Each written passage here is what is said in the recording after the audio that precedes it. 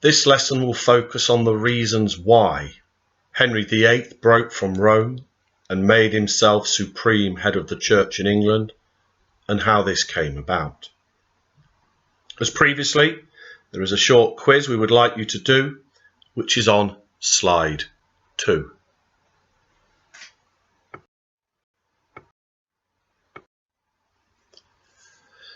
So a quick recap before we talk about Henry VIII and the break with Rome. And it's important to remember what we discussed last lesson and the emergence of the ideas of Luther, who began to put forward eventually what became known as Protestant ideas, and how Henry at the start of his reign wrote a book denouncing Luther, from which the then Pope Leo X gave him the title Defender of the Faith, and how Henry himself saw this as being important because it now made him to be seen in equal terms with the likes of Francis I and Charles V, in essence the two main players within Europe. So why did Henry VIII break with the Church of Rome? By the late 1520s, Henry was starting to campaign against the Catholic Church, and a number of reasons can be attributed to this. Firstly, by 1529, it was becoming abundantly clear that Catherine of Aragon, his first wife, was not going to give Henry any more children, and consequently no sons to carry on the Tudor dynasty. When Henry and Wolsey sought an annulment, there was no intention to break with Rome. Henry had the title Defender of the Faith, and Wolsey was the Pope's cardinal. Their view was that Pope Clement, the Pope at the time, would reward them for their loyalty by granting them what they wanted. This was to be proved wrong. Secondly, was the impact of Protestant ideas. Many of Henry's advisors were now sympathetic to these new ideas, and Henry particularly liked the idea of William Tyndale, who suggested that the church should be ruled by kings. And thirdly, there was an increasing accusations of corruption within the church itself. Henry needed an annulment so that he could marry Anne Boleyn. Henry needed a son to carry on the dynasty. Henry was also bankrupt due to costly wars with France, and Henry wanted to increase his power. It's important to be aware of the word annulment as opposed to divorce.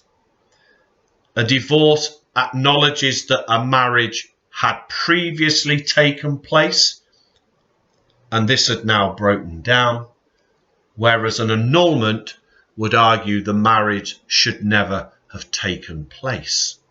And this was important for Henry because if he wished to marry Anne Boleyn and Anne Boleyn gave him a son, he did not want any issues over the succession. Now, breaking with Rome would mean he could get his annulment. By then, closing down the monasteries, he could improve his finances and at the same time extend his power. Other reasons why Henry began to campaign against the Catholic Church, apart from the succession issues, was, I've mentioned previously, the impact of Protestantism. Henry, although not a Protestant himself, he merely believed in the parts that suited him, was interested in was an idea written in the book Obedience of the Christian Man by William Tyndale, which he claimed God had always intended the church to be ruled by kings rather than the Pope. This book was banned in England, but Anne Boleyn had a copy and gave it to Henry. Another reason why Henry began to campaign against the Pope and the Catholic Church in the period of 1529 to 1533 was his concern over the state of the church itself. Some people, notably merchants and lawyers, were beginning to feel let down by the Catholic Church. This is what became known as anti-clericalism, being against the clergy. A good example of this is to illustrate would be the case of Richard Home. Home was a London merchant whose baby son had died in 1511. The funeral fees were very high and Hume refused to pay them, so he was sued by the local priest, then arrested on charges of owning Protestant literature. Home was later found dead hanging from his prison cell. The authorities claimed, although it was suspected that a member of the clergy had murdered him. The final reason that is worth considering is that of money. Henry VIII had been involved in a number of expensive wars. Remember, Henry wanted to see himself as the warrior king, just like Henry V. And this was something Wolsey had warned against him. Wolsey realised that when going to war, not only are they costly, but you could also lose. And as a consequence could not raise enough money through taxation to fund any more expeditions abroad. Henry was always looking for ways to make more money.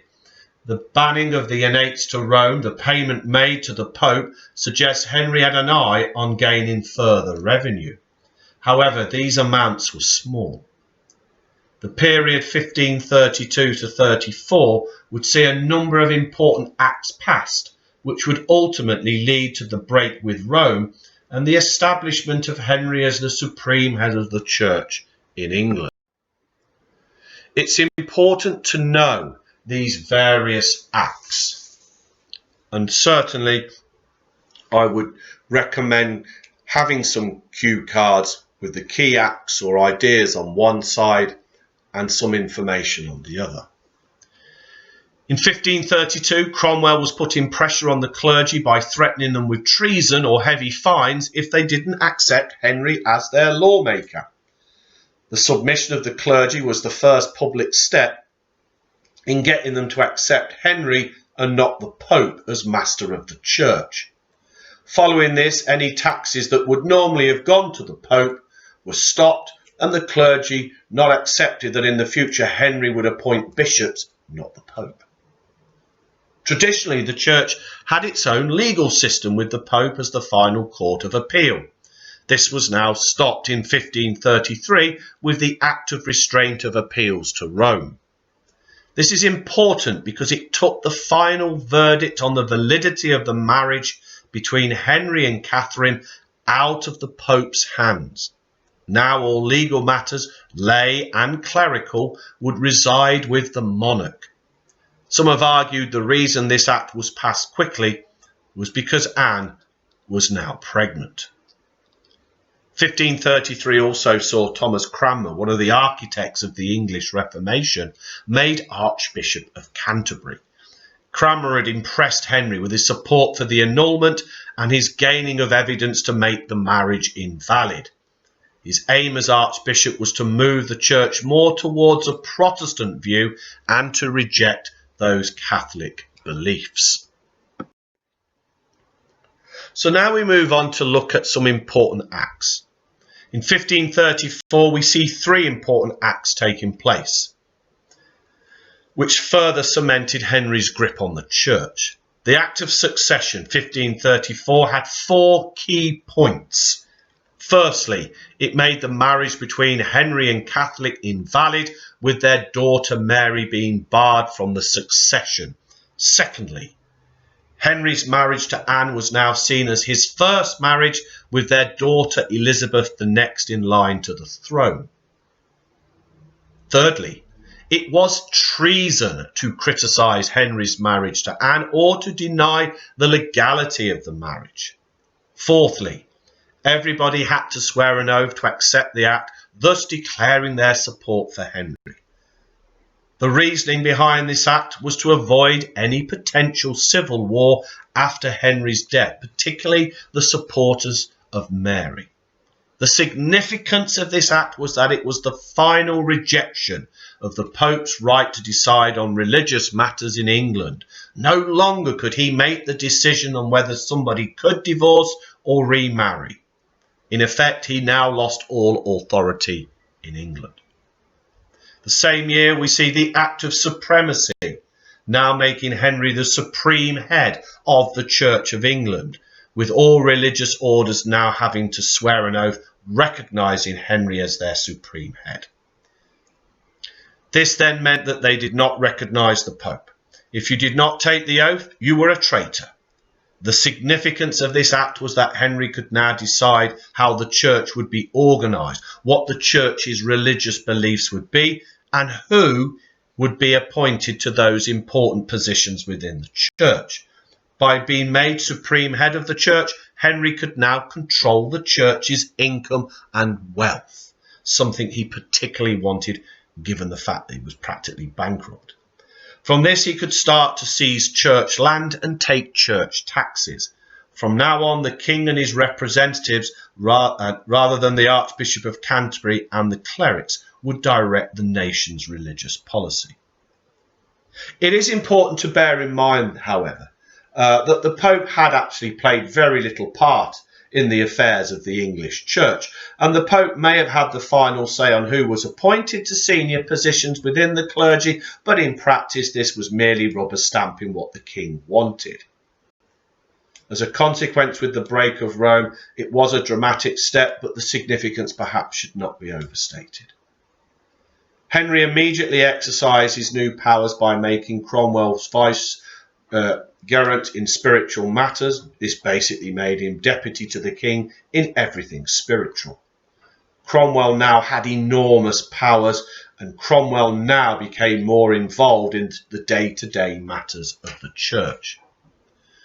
Now, consequently, linked with the Acts of Succession and the Acts of Supremacy was the Treason Act. This gave a list of crimes that were now deemed treasonable and so punishable by execution. Simply saying the king or queen was a heretic was now treasonable. The act also made it illegal to deny or question the validity of the king's supremacy. Supporting the Pope was now treasonable. Now, this was an important development because now the state could deal with any opposition. It would also serve to frighten those seeking to speak out about the changes. This act was passed after the Act of Supremacy and was the act used to condemn Thomas More. Cromwell was now able to use his expertise of the law and of Parliament to get the various acts passed. Once this had taken place, he then used oaths as a means of enforcement. Refusal to take the oath was considered a traitor. The treason laws thus allowed Cromwell to prosecute and punish those who would not swear the oath.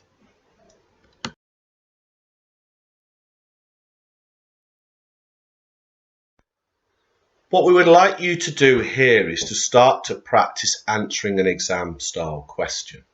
Remember, if it's an explain, we're looking for 3 good reasons. And what we've tried to do here is colour code it. Your point, your evidence, and then you linking it back to the question. Also, bear in mind within this particular part of paper 2, knowing key things about the various acts for that very first question on Henry. Once you've completed the tasks on here, then finish off by doing the quiz.